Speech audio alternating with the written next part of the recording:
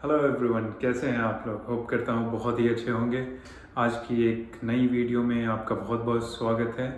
तो आज का हमारा टॉपिक है वीडियो का paper work in facility management. आप अगर कमेंट पढ़िएगा हमारी वीडियोस पर तो उसमें बहुत सारे लोगों ने रिक्वेस्ट किया था कि सर मुझे पेपर वर्क के बारे में बताइए, फैसिलिटी मैनेजमेंट में क्या क्या पेपर वर्क होता है।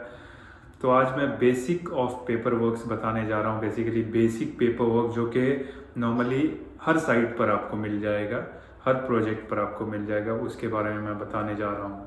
तो चलिए शुरू करते हैं। सबसे पहले हम कोई भी पेपर वर्क जो होता है ना उसको तीन चीज़ में डिवाइड कर लेते हैं। पहला डेली बेसिस, दूसरा वीकली, तीसरा मंथली बेसिस। इसलिए कि कोई भी पेपर वर्क जो होता है वो तीन तीन चीज़ के लिए बनाया जाता है। इधर डेली रिपोर्ट होता है, या फिर वो वीकली रिपोर्ट होता है, या फिर मंथली होता है। तो अब डेली में क्या क्या आता है, तो डेली में अगर आप लीजिएगा ना तो हर प्रोजेक्ट पर क्या होता है, एक डेली लॉग का चेकलिस्ट होता है जो कि एवरी मॉर्निंग टेक्नीशियन या टीम लीडर को जाकर जो भी यूटिलिटी बिल आता है, यूटिलिटी बिल जब मैं बोलता हूँ तो इसका मतलब ये होता है कि जो भी बिजली बिल, पानी का bill, consumption, utility, electricity consumption, water consumption जो होता है ना उसको आपको नोट डाउन करना पड़ता है। रीडिंग उसका आज जैसे 100 है, कल 150 हो गया, परसों 200 हो गया, तो इस हिसाब से आपको डेली रीडिंग हार्ड कॉपी में भी नोट डाउन करना पड़ेगा और सॉफ्ट कॉपी आपको अपने कंप्यूटर में भी डेली लॉग करना पड़ेगा। आपको आपके बिल्डिंग में वाटर लेवल जो वाटर टैंक होता है उसका डेली नोट डाउन करना, उसका रीडिंग आपको रखना है।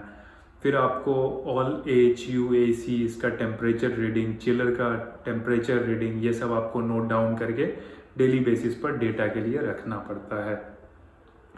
ऑल एसेट्स जो भी आपके होते हैं, AC वर्किंग है या नहीं, पंप वर्किंग है, कोई भी उसमें आप नॉर्मलिटीज़ आती है ना, तो ये डेली चेकलिस्ट में आपको, डेली वॉक अराउंड चेकलिस्ट में आपको डालना पड़ता है और आपको नोट डाउन करके उसको एस्केलेट करना पड़ता है डिपेंड ऑन द प्रॉब्लम। फिर दूसरे टाइप का आप डेली होता है, जैसे कभी कभी डेली आपको कुछ ना कुछ प्रॉब्लम बिल्डिंग में प्रोजेक्ट पर आता ही होगा, तो उसका हम लोग इंसिडेंट रिपोर्ट बनाते हैं। तो उस इंसिडेंट रिपोर्ट के लिए हम डेली इंसिडेंट रिपोर्ट बनाना और उसको अपने मैनेजर को फॉरवर्ड करना, तो ये डेली डेली बेसिस पर ये रिपोर्ट तैयार होता है। फिर डेली पर अगर आप आएंगे तो डेली में आपको, अगर सिक्योरिटी आपके अंडर है तो सिक्योरिटी का चेकलिस्ट होता है। इसलिए कि जब फैसिलिटी मैनेजमेंट में जब आप काम करेंगे तो आपको पता चलेगा FM क्या होता है और इंटीग्रेटेड फैसिलिटी मैनेजमेंट, उसमें सिक्योरिटी भी आपका स्कोप होता है। तो फिर वहाँ पर आपको सिक्योरिटी की चेकलिस्ट देखनी पड़ेगी। इसलिए कि कोई भी कंप्लेन होता है कि आप किसी भी प्रोजेक्ट पर 4-5 टेक्नीशियन होता है, 10 टेक्नीशियन, 15 टेक्नीशियन होता है, तो वो हर जगह नहीं जा सकता ना, बट सिक्योरिटी पेट्रोलिंग करता है every corner of the building. तो उसमें क्या होता है, सिक्योरिटी नोट डाउन करता है क्या प्रॉब्लम है, नहीं है, तो फिर उसकी चेकलिस्ट भी आपको रिव्यू करनी पड़ती है। अगर उसमें कुछ आपका रिलेटेड का कुछ कंप्लेन है तो वो आपको फॉरवर्ड करके और एस्केलेट करके उसको फिक्स करना होता है। तो ये हो गई डेली बेसिस पे। और डेली में एक चीज़ और, आपको क्लाइंट को डेली रिपोर्ट भेजना पड़ता है। तो every day you have to send the daily report to your client. को जो भी काम बिल्डिंग में होता है, अप एंड डाउन, कोई कंप्लेन, सब कुछ नोट डाउन करके एक डेली रिपोर्ट फॉर्मेट में भेजना पड़ता है। अब वीकली रिपोर्ट पर आते हैं। Weekly report basically more over आप कह लो तो डेली रिपोर्ट का ही एक सीन है, बस उसको वीकली में क्या करते हैं हम लोग, कंपाइल कर देते हैं कि एक हफ्ते में पूरा क्या। अभी जैसे हफ्ते में पूरे वीक में आपको कंजम्पशन कितना हुआ, इलेक्ट्रिसिटी का, यूटिलिटी, वाटर का, बड़ा कुछ कंप्लेन है जो आपने डेली बेसिस पर आया और कितना कंप्लेन आपने फिक्स किया, रिएक्टिव मेंटेनेंस कितना PPM किया, प्लांट प्रिवेंटिव मेंटेनेंस, ये सब आपको वीकली में आ जाता है। इसलिए कि डेली डेली आप नहीं कह सकते ना कि आज इतना PPM किया, आज इतना रिएक्टिव किया, तो वो हम वीकली बेसिस में डालते हैं कि इस वीक हम इतना 25 रिएक्टिव मेंटेनेंस किया, 30 प्लांट प्रिवेंटिव मेंटेनेंस किया, तो ऐसे करके आप उसमें मेंशन कर सकते हैं। फिर आपको वीकली रिपोर्ट बनाना पड़ता है, आपको security incident report weekly basis पे भेजना पड़ता है, क्या पूरे वीक में आपको बिल्डिंग में हो। कुछ अगर मेजर है तो वो डेली में आपको भेजना पड़ेगा सेम टाइम, बट कुछ मेजर नहीं है, माइनर है, तो it's okay, you can write only the incident issue in subject and you can send it. Then weekly report, आपको फाइनल वीकली रिपोर्ट जिसमें सारे डेटा को कंपाइल करके आपको भेजना पड़ता है। अब आते हैं मंथली में। तो मंथली में क्या क्या होता है? मंथली में बहुत कुछ हो जाता है।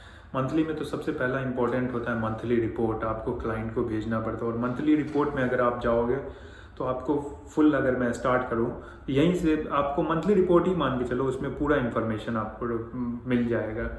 मंथली रिपोर्ट में आपको क्या करना पड़ता है, पूरे स्टाफ का डिटेल आपको बनाना पड़ता है। कौन सा स्टाफ आपका, जो भी बिल्डिंग में एफएम टीम है, कुछ चेंजिंग है या जो पहले मंथ पिछले मंथ में था वही है, वो आपको डालनी पड़ेगी। उसकी डिटेल, सबका नाम, सबका पोजीशन, कितना टेक्नीशियन है, कितना इंजीनियर है, ये सब।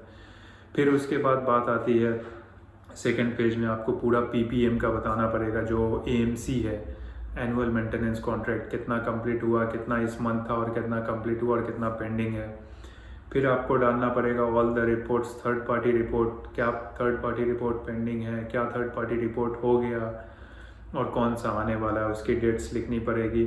फिर आपको डालना पड़ेगा reactive maintenance complaint, total reactive maintenance जो फुल मंथ में आया। तो यही फ़ायदा होता है कि अगर आपने डेली रिपोर्ट बनाया है, डेली आप बस कॉपी पेस्ट मारिए, इतना कंप्लेन 1 दिन का, 2 दिन का, 3 दिन का, कॉपी पेस्ट, लेकिन पूरा डिस्क्रिप्शन के साथ। अनक्लोज और स्टेटस भी, क्लोज और नॉट क्लोज, पेंडिंग, ये भी डालना पड़ेगा, ऑन होल्ड। फिर आपको प्लांट प्रिवेंटिव में कितने एसेट का पीपीएम क्या है, क्या इलेक्ट्रिकल में किया, क्या एसी में किया। फिर आपको कुछ पिक्चरें डालनी पड़ेगी, अगर हाउसकीपिंग आपके अंडर है तो उसकी भी, हाउसकीपिंग का भी सेम रिपोर्ट ऐसे बनेगा। फिर उसके बाद आपको एमईपी का कुछ रिएक्टिव का और पीपीएम का पिक्चर रेफरेंस के लिए डाल दीजिए। और कुछ अगर लास्ट में वैल्यू एडेड आपने किया क्लाइंट के रिक्वेस्ट पे and out of your budget, then उसको डाल दीजिए। तो ये आपका मंथली रिपोर्ट हो गया। मंथली रिपोर्ट में फिर आपको अपना कैफेम से पूरा पीपीएम प्लान, जो भी आपने पीपीएम किया ना, उसकी सारे की रिपोर्ट, एक एक एसेट की रिपोर्ट आपको निकाल के फिर भेजनी है क्लाइंट को।